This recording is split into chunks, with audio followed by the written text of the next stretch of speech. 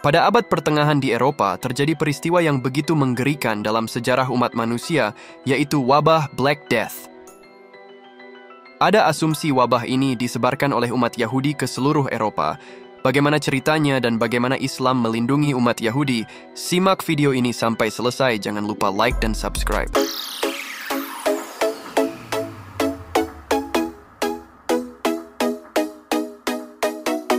Wabah Black Death adalah nama lain dari penyakit pes, yaitu infeksi bakteri yang menyerang manusia dan hewan melalui gigitan tikus atau kutu yang terinfeksi. Penyakit ini memiliki gejala seperti demam tinggi, pembengkakan kelenjar getah bening, luka bernanah, dan bintik-bintik hitam di kulit. Jika tidak ditangani, penyakit ini bisa menyebabkan kematian dalam waktu singkat.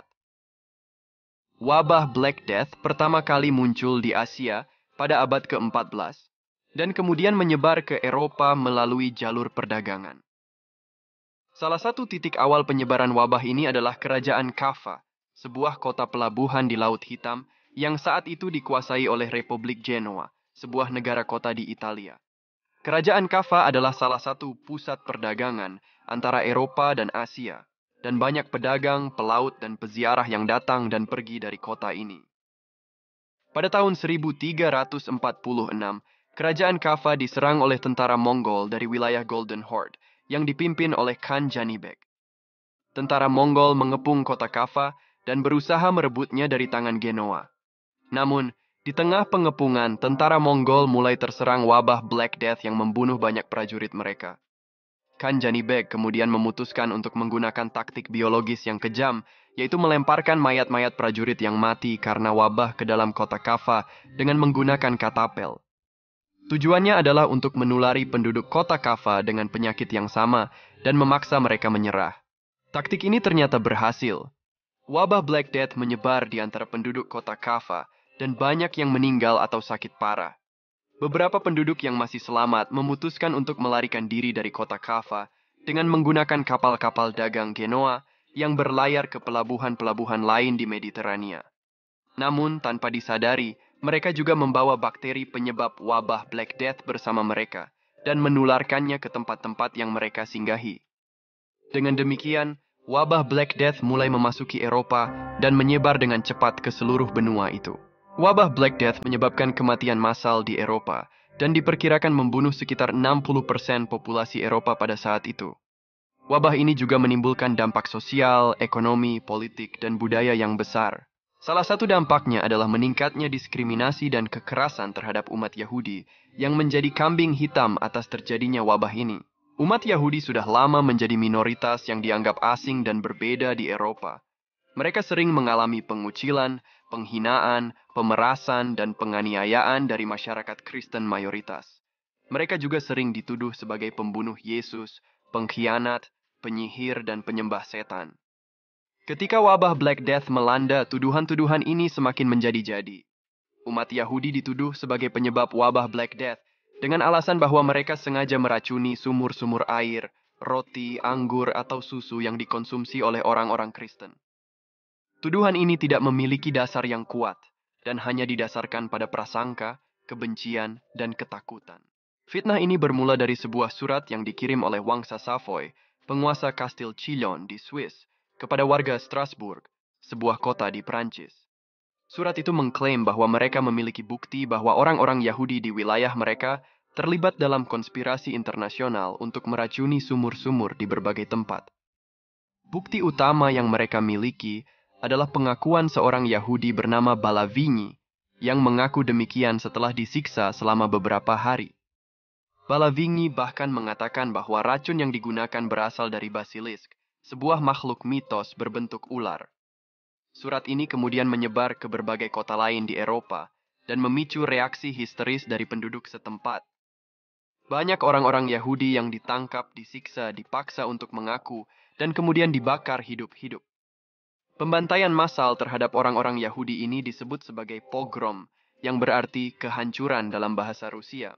Salah satu contoh pogrom yang terkenal adalah yang terjadi di Strasbourg, sebuah kota di Prancis, pada tanggal 14 Februari 1349, yang bertepatan dengan Hari Valentine. Pada hari itu, sekitar 2.000 umat Yahudi di kota itu dibunuh oleh massa yang dipimpin oleh seorang bangsawan bernama Rindfleisch. Umat Yahudi di Strasbourg sebenarnya sudah mendapat perlindungan dari penguasa kota, yang tidak percaya dengan tuduhan bahwa mereka meracuni sumur-sumur. Namun, penguasa kota itu tidak mampu menghadapi tekanan dari massa yang mengancam akan memberontak jika tidak diberi izin untuk membunuh umat Yahudi. Akhirnya, penguasa kota itu menyerah dan memerintahkan agar semua umat Yahudi di kota itu dikumpulkan di sebuah lapangan dan dibakar di atas tumpukan kayu. Hanya sedikit umat Yahudi yang selamat dari pembantaian itu, dengan cara melarikan diri atau memeluk agama Kristen. Pogrom-pogrom ini tidak hanya terjadi di Perancis, tetapi juga di Jerman, Spanyol, Inggris, dan negara-negara lain di Eropa. Banyak orang-orang Yahudi yang mencoba melarikan diri dari kekejaman ini, tetapi mereka tidak banyak memiliki pilihan. Mereka tidak diterima oleh gereja Katolik, yang menganggap mereka sebagai orang kafir. Mereka juga tidak diterima oleh negara-negara Kristen yang menganggap mereka sebagai musuh. Namun, ada satu tempat yang menawarkan perlindungan dan toleransi bagi mereka, yaitu Kekaisaran Ottoman atau Kekhilafahan Turki Utsmani.